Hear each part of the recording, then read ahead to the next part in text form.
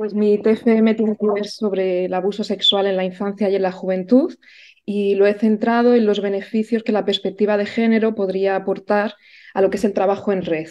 Elegí este tema porque, como decías, vivo en las Islas Azores y trabajo como terapeuta familiar dentro de una estrategia que hay aquí en Azores que acompaña a las víctimas y a las familias de las víctimas. Y entonces decidí aprender un poco más, salirme un poco de la parte terapéutica y estudiar un poco las raíces de este fenómeno. Bueno, sobre el lenguaje que voy a usar en el TFM, siendo que quiero marcar la importancia de la estructura patriarcal binarista, ¿no? Que es como el caldo de cultivo para que luego todo esto suceda, no voy a hacer referencia en el lenguaje usado a las personas no binarias abusadas, que obviamente existen, y igualmente utilizaré el término abusador para referirme a las personas que abusan, porque, bueno, como ya veremos, ¿no? El 90% de ellas son hombres. Bueno, pues aquí. Vale, pues el TFM me lo he dividido en tres partes. El primero, el encuadramiento teórico del fenómeno desde perspectiva de género. Luego hablaré sobre una revisión de algunas prácticas positivas que se están haciendo en España y en Portugal y las contribuciones que, desde mi perspectiva, la sexología de género podría dar a los diferentes profesionales que trabajan y que acompañan a las víctimas. Bueno, sobre las reflexiones teóricas, realmente es un fenómeno muy complejo y lo más difícil es crear una definición única que sea universalmente aceptada porque realmente influyen factores socioculturales, legales y científicos, ¿no? Entonces, no es lo mismo un abuso sexual en un país europeo que en un país africano. Entonces, se crean estas dificultades. Incluso dentro de países europeos se dan diferentes orientaciones. ¿En qué normalmente discrepan estas definiciones? En lo que son los tipos de conducta de un abuso sexual infantil, la edad de la víctima y lo que se considera o no abusivo.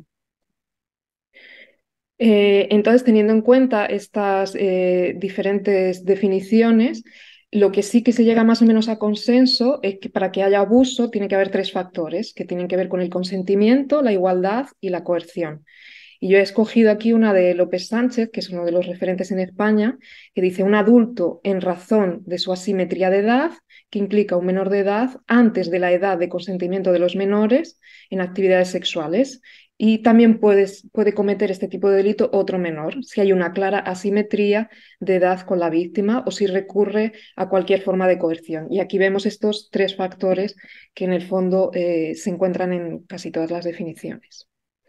Vale, pues ¿cómo vamos a ver este tema? Siempre desde un modelo teórico, ¿no? Y yo he hablado de varios, he escogido aquí cinco para no perdernos mucho, que, por ejemplo, el modelo biológico, que es desde donde se miraba también, que son conocidos como los modelos fisiológicos, donde la causa principal del abuso sexual la ven como la excitación sexual desviada o ven niveles de testosterona elevados. Luego están los modelos psiquiátricos que se centran más en las características psicológicas del abusador o traumas infantiles que pueda tener o psicopatologías. Luego están los modelos feministas, que es el modelo en el cual yo me voy a basar en el TFM, ¿no? Que habla que el abuso sexual en el fondo está arraigado en el desequilibrio de poder que se encuentra ya en la familia patriarcal tradicional, donde el padre tiene el poder y es el dueño de los cuerpos de, tanto de la mujer como de los hijos y hijas. Y luego tenemos los modelos cognitivos conductuales, que en el principio hablaban más de la parte de la motivación sexual del agresor, pero ahora tienen una visión más completa y hablan de los aspectos más cognitivos y conductuales del agresor. Y luego el modelo de los cuatro factores, que intenta integrar diversas teorías y que incluye elementos como la congruencia emocional, la excitación sexual, bloqueo y desinhibición, pero también muy basado en la sexualidad como punto central de las agresiones. Ninguno de estos modelos es totalmente completo y a todos se les puede buscar como puntos ciegos, ¿no? Por eso es un fenómeno complejo y tenemos que intentar, cuanto más sepamos sobre él, para poder crear una visión más global. Sabemos que los abusos no ocurren en un vacío, ¿no? Y que ocurren en un contexto sociocultural. La OMS estima que 73 millones de niños y 150 millones de niñas menores de 18 son víctimas de diversas formas de violencia sexual. Así que no podemos pasar por alto las características relacionadas con el género. He puesto aquí el primer punto, he traído algunas características específicas relacionadas con el género en los abusos sexuales, que es que el porcentaje más elevado de victimación se da entre las mujeres. Y he traído todos estos autores y autoras para que se vea que esto no es un estudio u otro, ¿no? Es como en esto todos coincidimos, todos coincidimos. La mayoría de los agresores son familiares o conocidos de la víctima. Los abusadores en su práctica totalidad son varones, el 90%. Los tipos de abusos, vemos que cuando las víctimas son mujeres, los abusos predominantes en su conjunto son más graves. Esto tiene que ver con un estudio que ha hecho la Asociación ANAR, con tocamientos en la víctima, penetración como lo más frecuente, y cuando el abuso se da en relación a los hombres, la gravedad parece menor, no es que no sea grave igualmente, claro, donde el 30% se propone que haya tocamientos al menor o del menor para con el abusador. En relación a la sintomatología después de un abuso, en las mujeres se ven síntomas más psicosomáticos y en el hombre se encuentra más probabilidad de que manifieste comportamientos o conocimientos sexuales no adecuados a su edad, ¿no? Como conductas provocativas, más sexuales explícitas o masturbación compulsiva. En relación a la culpabilización dirigida hacia las víctimas, también vemos que hay un patrón de género diferente, ¿no? En las niñas, mucha culpa porque sienten que han podido provocar lo que les ha sucedido. Y en relación a las madres hay mucha culpa en relación a que ha habido una inacción frente a sus deberes maternales, que es una cosa que no sucede con los padres, ¿no? Cuando se abusa a sus hijos, alguien abusa a sus hijos, la sociedad no culpabiliza tanto al hombre, al padre, como que ha estado desatento. Sobre convertirse en abusadoras o abusadores en el futuro, la investigación muestra que las niñas han sido víctimas de abusos sexuales, tienen baja probabilidad de convertirse y que es mucho más probable que los varones aprendan y repitan estos comportamientos que las mujeres. Claro que esto no es la definición de tu destino si te han abusado sexualmente en la infancia, siendo chico, pero lo que dicen los estudios es que realmente son pocas las niñas abusadas que después se convierten en abusadoras y hay una mayor probabilidad de que a los hombres les pase.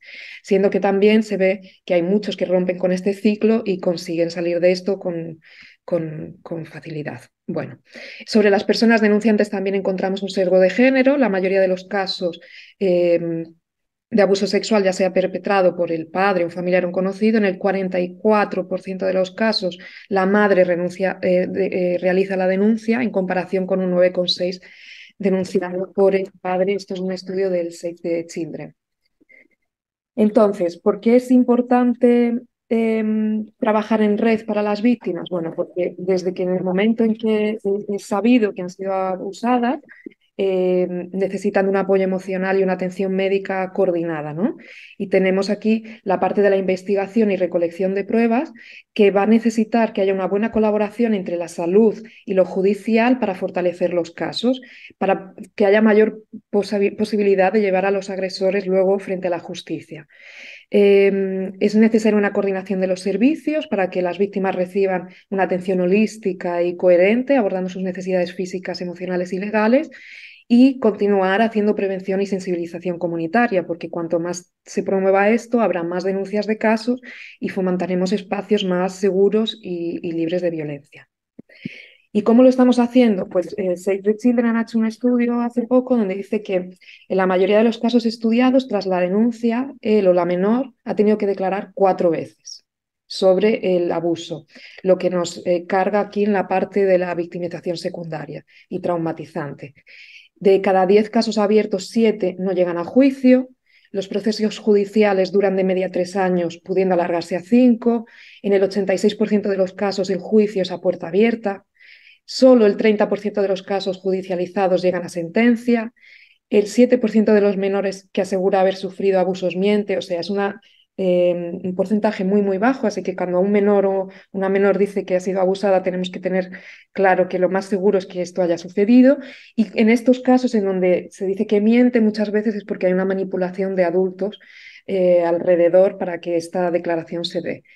En las sentencias analizadas, los abusos se alargan de media 4 años. O sea, lo estamos haciendo bastante mal en lo que se refiere a trabajo en red, pero para no deprimir, yo traigo aquí dos ejemplos de buenas prácticas que se están dando en España y en Portugal, ¿no? Que son el ERAS, que es la Estrategia Regional de Prevención del Combate al Abuso Sexual de Niños, Niñas y Jóvenes, que se da aquí en las Azores, que son unas islas en el Océano Atlántico, donde yo vivo, que tienen 9 islas. Y de España he querido hablar de las Barnahouse, que se dan con varias instituciones y que existen en varios puntos de España.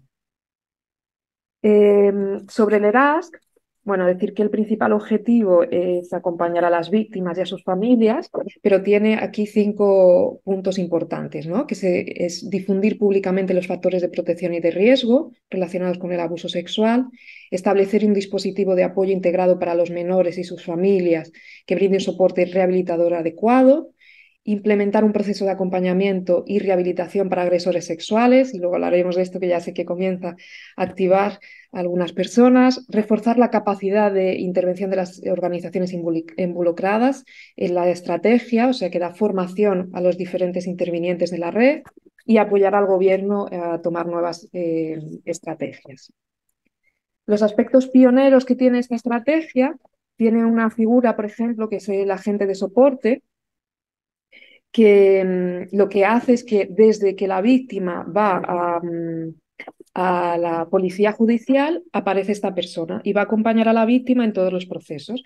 Se presenta, crea relación terapéutica, no tiene que ser un elemento terapéutico, pero crea esta relación y va a acompañar a la víctima a forense, va a acompañar a la víctima durante el tribunal, o sea, en el fondo es una persona que está ahí para dar seguridad. Los puntos focales son personas que se han identificado en todas las escuelas para que cuando un niño o una niña diga que ha sido abusada en el medio escolar, no empiece el primer profesor a entrar en pánico, se lo cuenta a la otra profesora y la niña o el niño tenga que ir repitiendo. Entonces, en cada escuela se sabe que hay una persona que va a ser activada si algún profesor o alguna persona sabe que alguien ha podido ser abusado. Y tiene la formación para luego dar seguimiento. Una intervención en red en 9 islas con una coordinación única, que también es una cosa bastante compleja, y el trabajo en rehabilitación con agresores, que es una cosa que también Llega es atrás, Unai. porque la persona que creó esto trabaja en la parte de las cárceles y entonces es el que se va viendo con todos los agresores y no le pareció bien dejarlo como que no se hiciera nada, ¿no? Con el trabajo de rehabilitación. En España he querido traer las Barnahouse, que nacen en Islandia, en Reykjavik, en el 98, pero están basadas en las Children's Advocacy Centers, que surgen originariamente en Estados Unidos en los años 80. Y en el fondo tienen una función de ventanilla única, que es que el niño o la niña entra en una casa y a partir de ahí todo el proceso se da en el mismo día, en la misma casa, desde hablar con la policía judicial, luego va a tener todo un espacio adecuado para los niños, va a tener el médico o médica forense allí, psicólogos, enfermería, todo lo que va a hacer lo va a hacer en el mismo día y en la misma casa, no se tiene que estar yendo de un lado para otro y contactando con mucha gente. Va a hacer las declaraciones para memorias futuras, van a estar grabadas y la fiscalía va a estar atrás de un espejo viéndolo, o sea, todo viendo que sea lo mejor para los menores.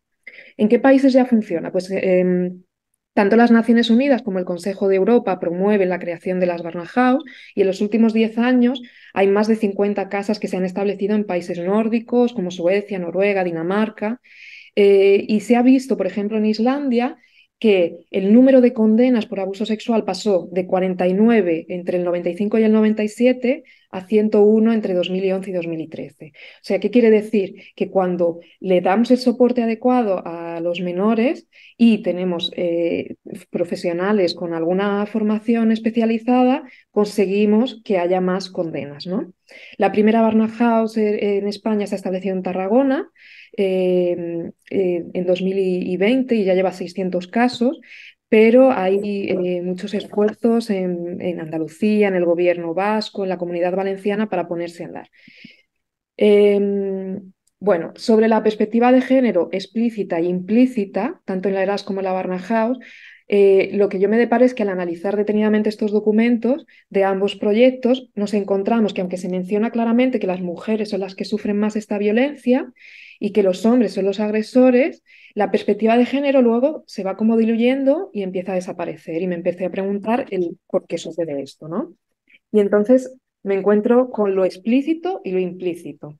Entonces, por ejemplo, lenguaje de género en sus manuales y descriptivos, pues ERASC, que es portugués, nada. Todo en el masculino plural, pero es que nada.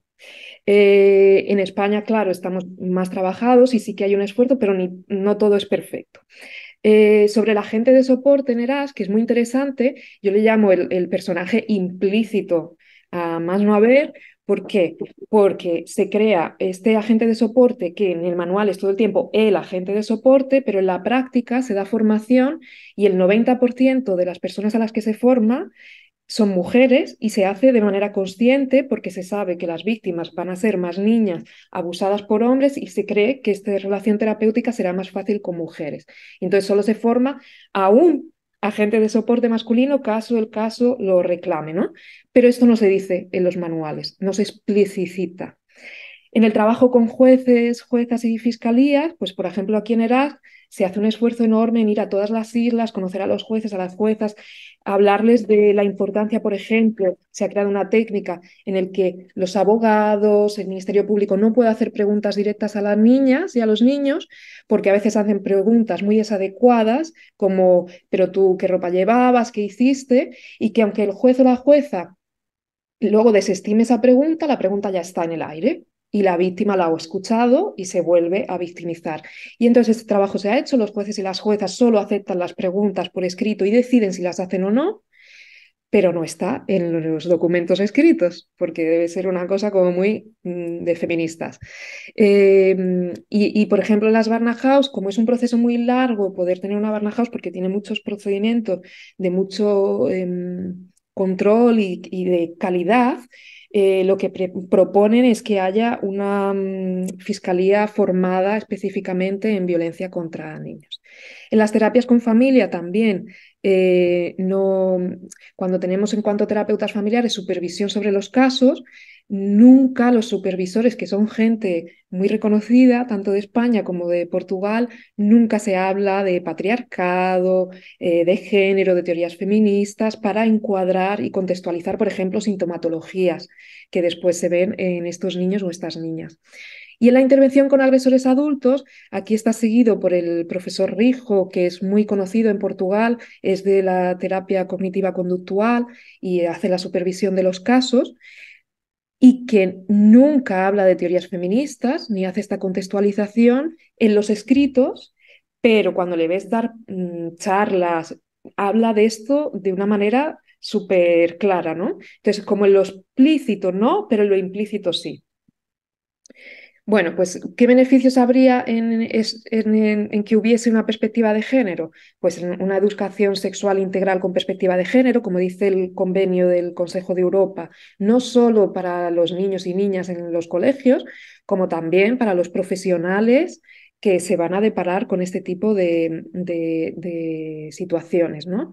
Terapeutas familiares con formación feminista para que puedan ayudar a las víctimas a entender y comprender mejor las dinámicas de poder, no solo intrafamiliares como sociales que han llevado a esta situación, los agentes de soporte y terapeutas con formación en sexología, para que trabajen, para que sepan primero las partes del cuerpo, porque se van a deparar con una situación donde vamos a hablar de sexo, ¿no? Y de situaciones de la sexualidad, y para que trabajen sus propias actitudes, porque estos son personas que han tenido la misma formación que hemos tenido todos y que no han tenido formación especializada en sexología. Y sobre los jueces y juezas, pues con una formación específica en perspectiva de género para que tengan una mayor sensibilidad, que haya una menos victimización secundaria, que consideren los factores de género en sus sentencias. Y, por ejemplo, en España sí que existe la Asociación de Mujeres Juezas Españolas, ¿no? Desde 2015, pero en Portugal estamos muy, muy lejos de que esto se pueda dar. Entonces, conclusiones.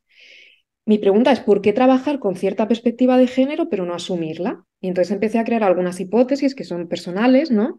De cuáles son estas motivaciones. Entonces, ¿será que hay una falta de conciencia o de sensibilidad?